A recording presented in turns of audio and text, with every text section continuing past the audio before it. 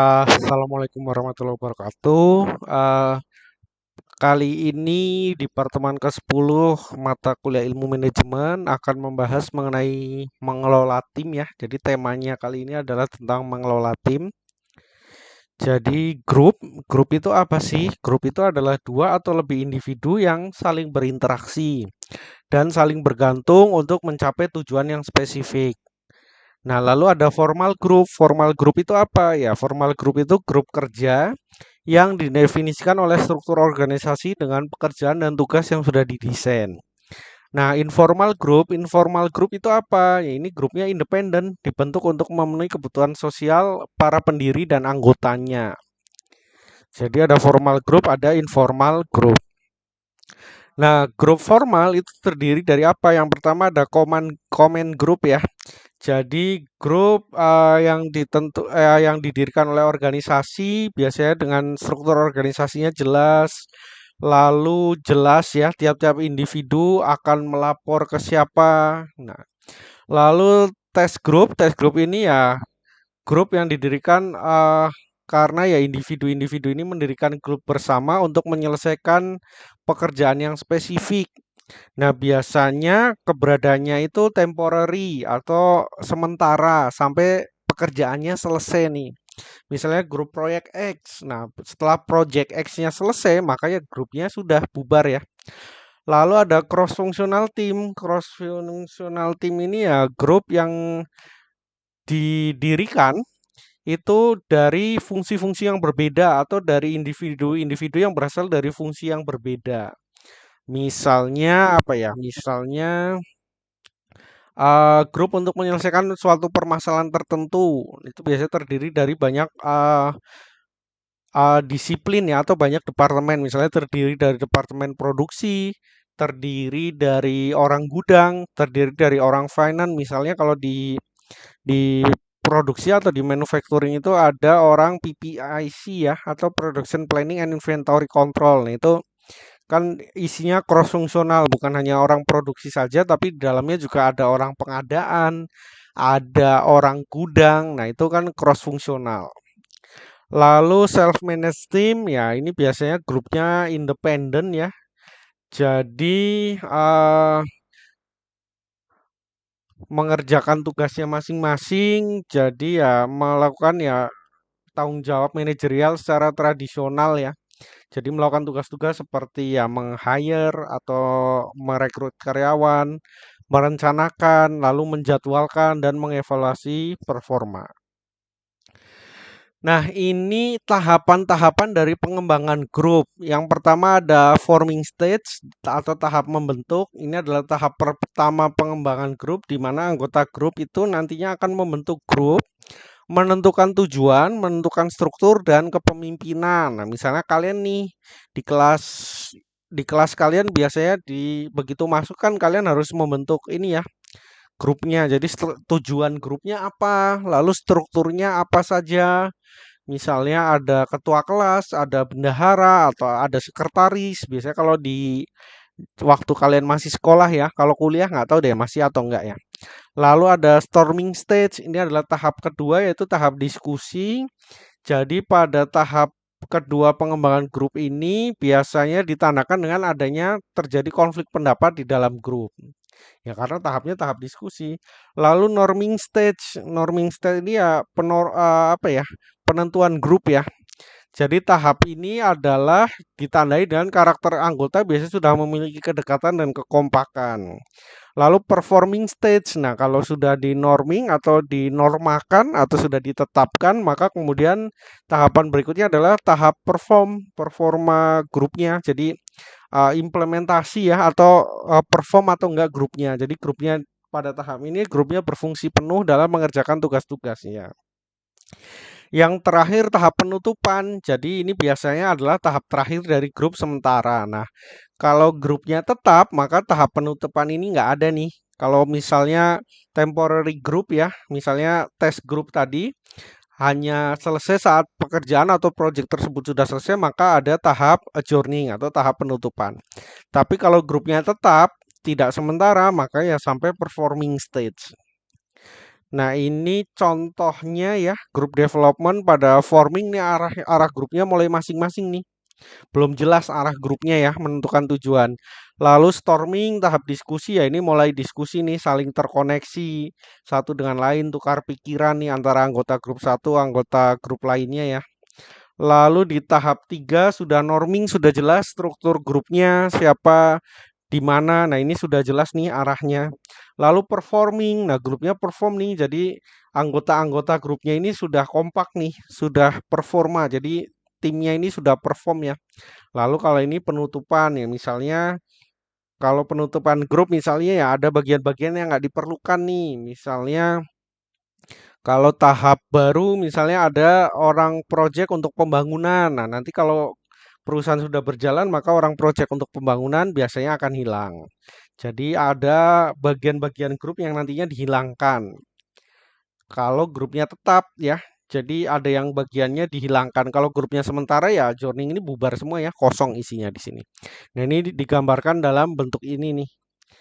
Kurang lebih gambarannya seperti ini tahap development atau pengembangan grup. Lalu struktur grup, jadi grup itu ada struktur grup. Apa saja sih struktur grup yang harus ada pada satu grup? Yang pertama harus ada aturan. Jadi aturan itu atau rule itu apa sih? Ya pola perilaku yang diharapkan dari anggota grup yang menduduki posisi tertentu ya. Lalu norm atau norma ya. Norma itu apa ya? Standar atau harapan yang diterima dibagi oleh anggota grup. Lalu grouping. Grouping ini ya grup secara luas diberikan tekanan pada individu untuk menyamakan opininya dengan opini anggota grup lainnya. Lalu ada status grup, ada posisinya jelas di grup, prestisnya atau ranking dalam grup tersebut jelas. Lalu social loving ya, social loving ini kalau secara harfiah ya kemalasan sosial. Artinya ya, jadi apa sih social loving? Social loving itu ya kecenderungan individu untuk mengurangi usahanya saat bekerja secara kolektif dibandingkan saat bekerja secara individu. Jadi ya akan membebani anggota grup lainnya. Jadi mengurangi usahanya saat bekerja secara kolektif.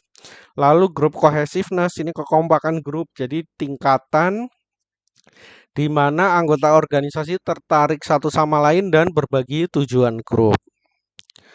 Lalu ada model performa, ya ini ada external condition dari grup, lalu ada sumber daya anggota grupnya, struktur grupnya, grup proses, sampai yang terakhir performance and satisfaction. Grupnya perform dan mencapai kepuasan grup. Nah, ini kalau grup tes ya selesai, kalau grup tes ya selesai sampai sini ya, karena selesai selesai projectnya atau selesai pekerjaannya ya sudah selesai. Nah, ini hubungan antara kekompakan ya, kekompakan dan kesesuaian antara tujuan organisasi dan individu. Jadi kalau eh, grupnya kompak dan sesuai tujuan organisasi dan individu, kalau kesesuaiannya tinggi, kesesuaian tujuannya tinggi dan kekompakannya tinggi ya itu produktivitasnya akan naik di kolom merah ini. Tapi kalau grupnya kekompakannya rendah, tapi ada kesesuaian tujuan, maka ya produktivitasnya akan naik nih. Tapi cenderung nih moderate, nggak strong increase ya. Kenaikannya moderate saja. Nah, kalau kesesuaian tujuannya antara organisasi dan grup atau organisasi dan individu itu kesesuaian tujuannya rendah, tapi kekompakannya tinggi, jadi karena orang-orang di dalam grup itu kompaknya tinggi tapi nggak sesuai nih tujuan organisasi dan tujuan grup itu. Maka ya turun ya, produktivitasnya turun. Kompak tapi ternyata ya nggak sesuai tujuannya, maka turun. Tapi kalau eh, tujuan grup dan organisasinya tidak sesuai atau kesesuaiannya rendah, tapi kekompakan anggota grupnya juga rendah, ya nggak ada efek signifikan di produktivitas. Nggak naik maupun nggak turun. Karena kenapa ya? Karena kekompakannya rendah dan juga kesesuaian antara tujuan grup dan organisasi juga rendah. Nah, yang bahaya ini ya, kalau kekompakannya tinggi, tapi kesesuaian tujuan grup dan organisasinya rendah, ya produktivitasnya malah turun. Lalu ada creative group decision making ya. Jadi ini dari electronic meeting, ada nominal group teknik dan ada brainstorming. Lalu nanti hasilnya apa? Hasilnya akan meningkatkan kreativitas. Lalu ada manajemen konflik. Apa sih konflik? Ya, konflik itu perbedaan yang tidak kompatibel dan dianggap dapat menyebabkan gangguan. Nah, pandangan tradisional itu menganggap bahwa konflik itu buruk bagi grup dan harus dihindari. Nah, ini pandangan ini ya zaman dulu ya. Jadi harusnya menghindari konflik. Nah, pandangan hubungan manusia akan konflik itu gimana ya? Pandangan bahwa konflik natural dan hasil yang tidak dapat dihindari dari grup. Nah, pandangan interaksi konflik ini gimana ya? Pandangan yang menyatakan bahwa ya memang di beberapa organisasi itu dibutuhkan konflik ya agar grupnya bisa perform secara efektif.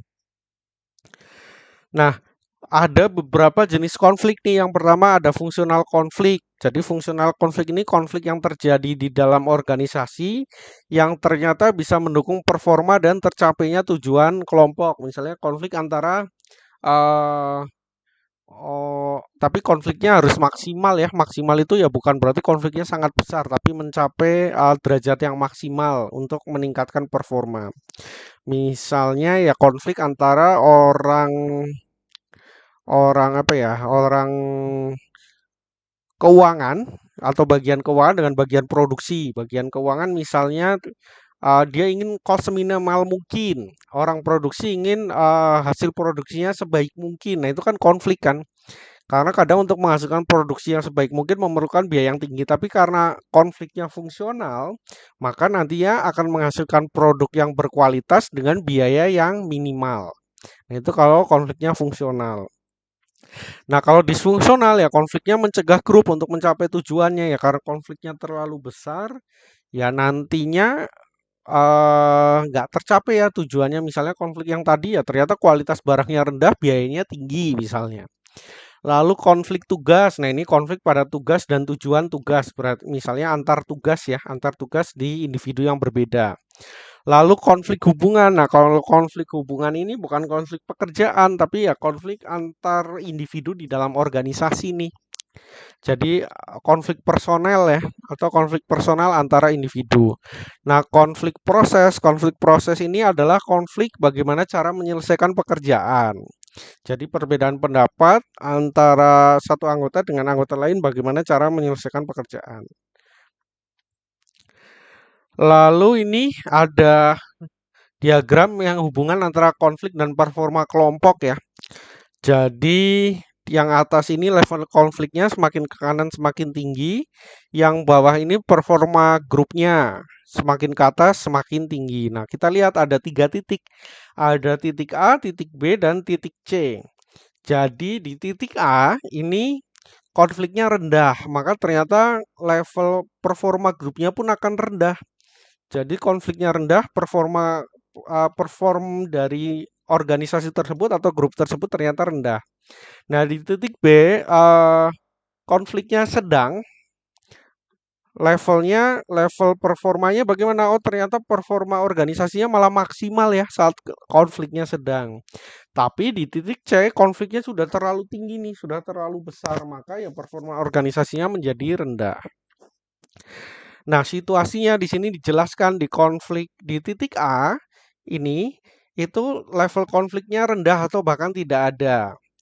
Lalu di tipe B itu konfliknya optimal, di titik C itu konfliknya tinggi.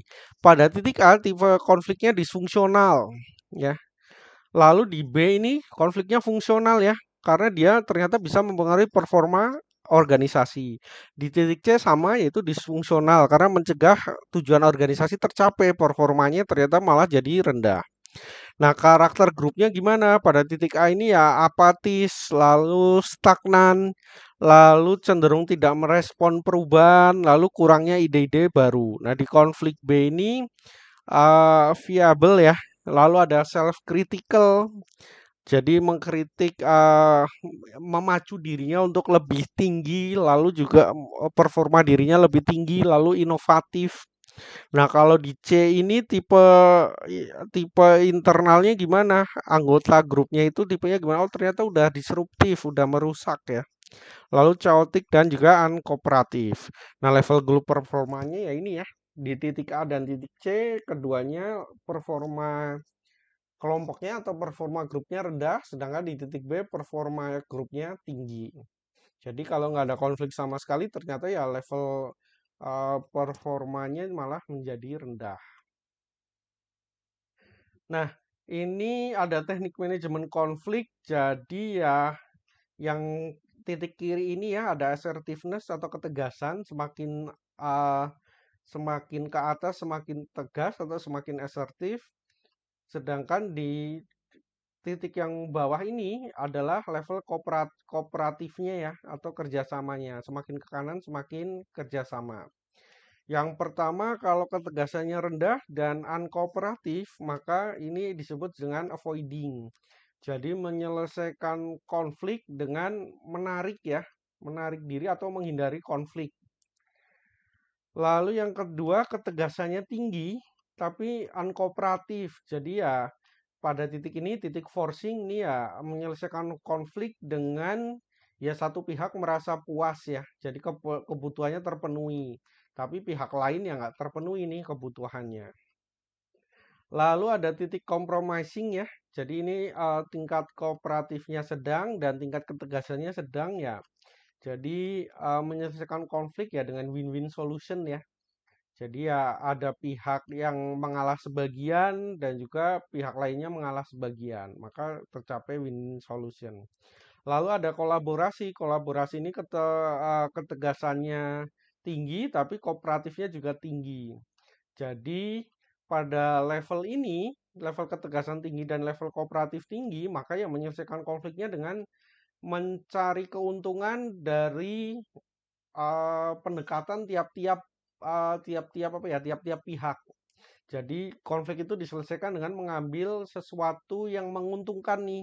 Kalau pihak A mengungkapkan A, B, C, D, ternyata A menguntungkan, C menguntungkan ya diambil pihak pihak kedua mengemukakan pendapatan 1, 2, 3, 4. Yang 3 dan 4 misalnya menguntungkan, maka ya pendekatannya jadi A dan C dan 3 dan 4.